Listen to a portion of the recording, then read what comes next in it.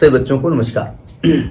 हम बात कर रहे हैं सिंगेज कैलकुलस की, जिसका चैप्टर 10 डिफरेंशियल इक्वेशन की हम बात कर रहे हैं, जिसकी कॉन्सेप्ट एप्लीकेशन एक्सरसाइज 10.2 की हम बात कर रहे हैं।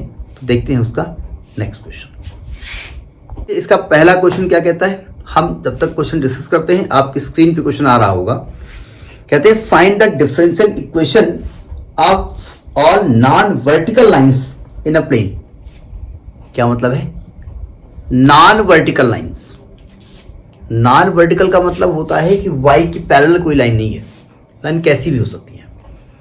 तो अगर कोई भी लाइन इन द प्लेन है, यानी कोई भी एनी लाइन, मान लो any line in the plane है, तो उसका डिफरेंशियल इक्वेशन फॉर्म कैसे करेंगे? डिफरेंशियल इक्वेशन कैसे फॉर्म करते हैं, how to form it, that I have already discuss, I have uploaded this video. उसको देखने बाद आप पहुंचिएगा। हमने बताया था कि सबसे पहला तो काम ये है कि जिस कर्व की डिफरेंशियल इक्वेशन फॉर्म करनी है, उस कर्व का इक्वेशन या तो गिवन हो तो अच्छी बात है, प्रॉब्लम करिए उसको, और नहीं तो फॉर्म करिए। तो आप जानते हैं कि इक्वेशन ऑफ लाइन, कोई भी लाइन होती है, एनी लाइन, हम नॉन वर्टिकल की बात करें, वर्टिकल ना हो तो हमारी लाइन ले लेते हैं y = mx + c। हमने ये एक लाइन ले ली। अब आप जानते हैं इसमें जिस लाइन के बारे में हम बात कर रहे हैं उसका m कांस्टेंट है, उसका c कांस्टेंट है, ठीक, यानी m and c are constant. यहां पर m और c कांस्टेंट है ना। और हमने डिफरेंशियल इक्वेशन सॉल्व करना बताया है कि जितने कांस्टेंट होते हैं उतनी बार उस इक्वेशन को डिफरेंशिएट किया जाता है। यानी हमारा एम ये है कि कांस्टेंट को हटा देना है, इन कांस्टेंट को हटा देना है। कैसे हटाएंगे?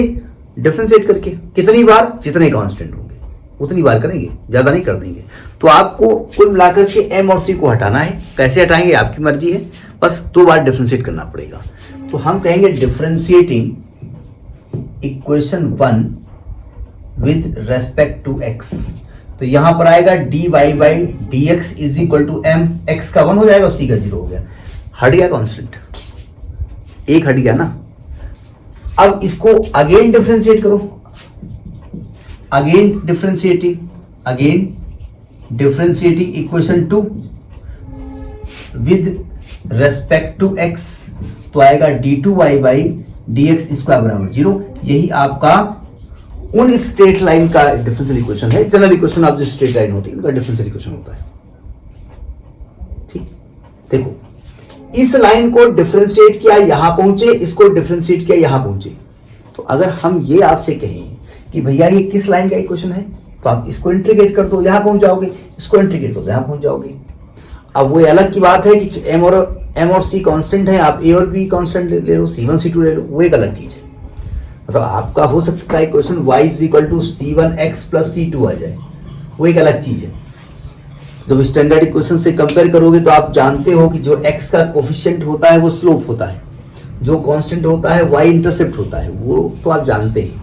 तो उसका नाम बदल सकता है, आप कांस्टेंट में a और b यूज कर सकते हो, एक अलग चीज है। तो ये तरीका होता है किसी भी इक्वेशन का डिफरेंशियल इक्वेशन फॉर्म करना। तो ये तो हो गया आपका फर्स्ट क्वेश्चन।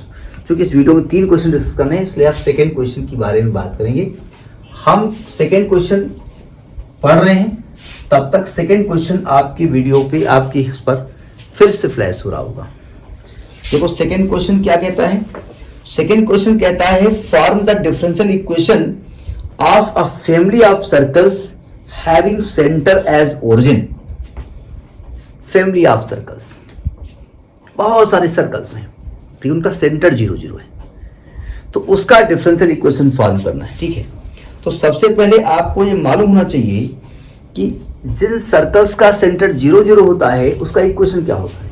तो आप जानते हैं भाई फैमिली ऑफ सर्कल का मतलब ये हुआ कि भाई ये सेंटर 0 है, सर्कल ये हो सकता है, सर्कल ये हो सकता है, सर्कल ये हो सकता है, सर्कल ये हो सकता है, उसकी कुछ रेडियस होगी। तो इक्वेशन ऑफ, दूसरा क्वेश्चन है, तो equation of family of circle क्या होगा? फैमिली ऑफ सर्कल्स, तो आप कहेंगे भाई x² + y² = r² होगा। r बदलता रहेगा और सर्कल बदलता रहेगा। किसी पर्टिकुलर सर्कल के लिए r कांस्टेंट होगा, यानी यहां पर r कांस्टेंट है, नहीं समझे? किसी पर्टिकुलर सर्कल के लिए r कांस्टेंट है, तो कितने कांस्टेंट है? एक कांस्टेंट है। एक कांस्टेंट को हटाने के लिए आपको एक बार डिफरेंशिएट करना।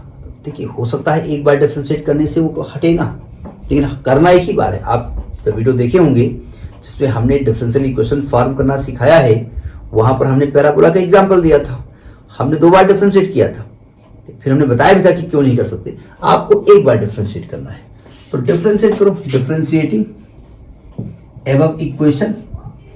अब इक्वेशन नंबर नहीं डाला है ना, विद रेस्पेक्ट टू एक्स, तो इसका क्या हो जाएगा, इसका हो जाएगा 2x, इसका 2y dy by dx, r का 0, यही आंसर हो गया। अब बहुत ज्यादा हो तो 2 से डिवाइड कर दो भाई, तो आएगा x plus y dy by dx बराबर 0। अब आप कहेंगे ये डिफरेंशियल इक्वेशन आई है, आपको कैसे मालूम? अरे हमने तो निकाली है।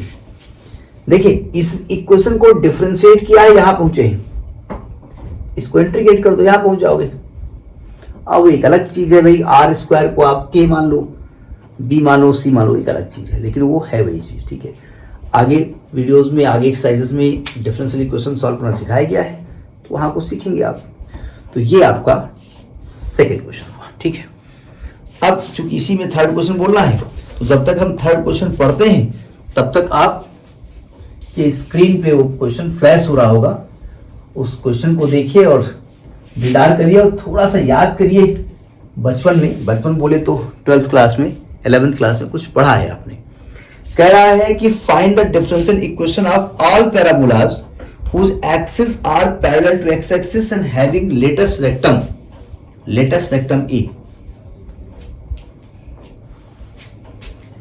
पैराबोला कह रहा है कि उन सभी पैराबोला का पहले तो इक्वेशन निकालना पड़ेगा, डिफरेंशियल इक्वेशन तो बात की बात है। तो ये कह रहे हैं उसकी एक्सिस एक्स एक्सिस के पैरेलल है, एक्स एक्सिस नहीं है, पैरेलल है। तो यानी कि आपका पैराबोला ये ऐसा कहीं है, इसकी एक्सिस एक्स के पैरेलल है। क्या गड़बड़ है? वर्टेक्स गड़बड़ है। वर्टेक्स कहीं भी हो सकता है ना, तो वर्टेक्स मैंने अल्फा बीटा मान लिया, ठीक है, ये फोकस है और ये लेटेस्ट रेक्टम की लेंथ क्या होती है, 4a होती है। ये 4a की वैल्यू a दी है। अब ये नहीं करें ये वाला a और ये वाला a सेम है, वो तो आपके मानने पर है। ठीक है, हमने अपने कुत्ते का नाम बादशाह माना है, वो एक अलग चीज है, तो मानने पर है। ठीक है, तो यहां पर पैराबोला का जो वर्टेक्स है अल्फा बीटा है। अगर पैराबोला का वर्टेक्स अल्फा बीटा हो, लेटेस्ट रेक्टम a हो, तो इक्वेशन ऑफ पैराबोला क्या होती है?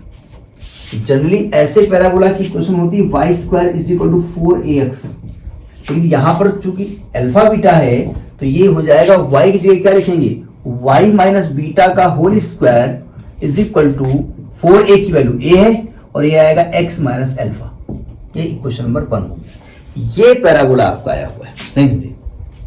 अब यहां पर कांस्टेंट क्या है? देखो ये 4a जो है ना, वो हर पैराबोला के लिए सेम है, उससे कोई मतलब नहीं है।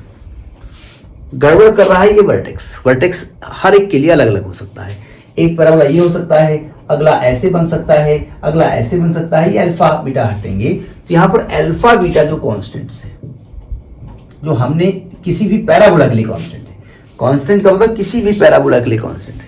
अलग अलग पैराबोला के लिए अलग अलग हो सकती है, लेकिन किसी के लिए कांस्टेंट है। तो आपको अल्फा बीटा को गायब करना पड़ेगा। तो यानी अल्फा बीटा को गायब करने के लिए क्या करना पड़ेगा भाई? 2 बार डिफरेंशिएट करना पड़ेगा। कर दो डिफरेंशिएट इसको। Differentiating equation 1 with respect to x, इसका क्या हो जाएगा?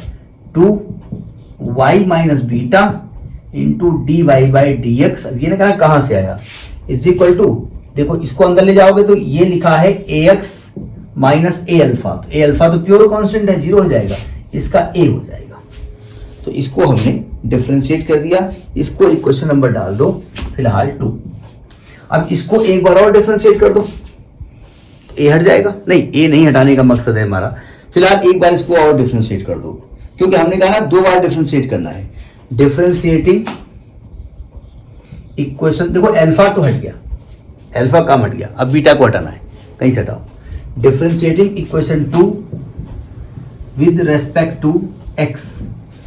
तो यहां पर आपको प्रोडक्ट रूल लगाना पड़ेगा, तो लगाओ प्रोडक्ट रूल। देखिए क्या होगा, first function 2y minus beta, जब dy बाई डी एक्स को डिफ्रेंशिएट करोगे तो आएगा d2y by D X square plus second function dy by D x. तब इसको डिफ्रेंशिएट करोगे तो 2 तो रहेगा ही, y का हो जाएगा dy बाई डी एक्स और बीटा का 0 इज इक्वल टू 0। ये डिफरेंशियल इक्वेशन फॉर्म होकर आपकी आ गई। क्या बीटा हट गया? नहीं हटा। कैसे हटाएं भाई? हटाए कैसे जाए यहां से? कुछ पकड़ में आ रहा है? नहीं आ रहा है। हमें आ रहा है, हमें भी नहीं आ रहा है। इसको थोड़ा सा सही करो। 2y minus beta into d2y by D X square plus 2dy by D X का whole square is equal to 0। अब आपको बीटा को हटाना है। बीटा को हटाने के लिए जुगत फिट करो। तो भैया इक्वेशन 1 की तो हेल्प लो ही मत, तुम वहां अल्फा धमक अपना रखे हुए। इस क्या आप यहां से y माइनस बीटा नहीं निकाल सकते? और यहां रख दो उठा करके भाई। बाई इक्वेशन 1 2 बाई इक्वेशन 2 जो 2y माइनस बीटा है, 2y माइनस बीटा है, उसको आप a upon dy by D x नहीं लिख सकते हो? लिख सकते हो ना। और इसकी वैल्यू उठा करके इक्वेशन नंबर 3 में पुट कर दो, पुटिंग इन दियर। तो यहां क्या आ जाएगा?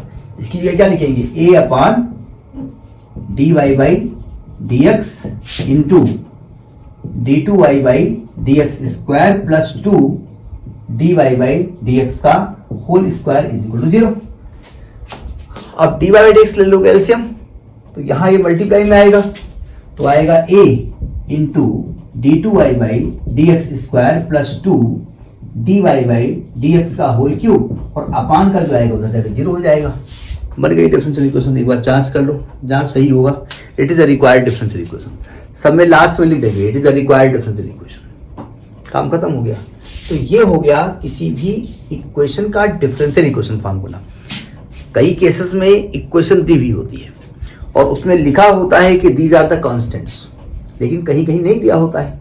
तो बेसिक जो कोऑर्डिनेट है उसका ज्ञान आपको होना चाहिए। ठीक है, नेक्स्ट वीडियो। नमस्कार।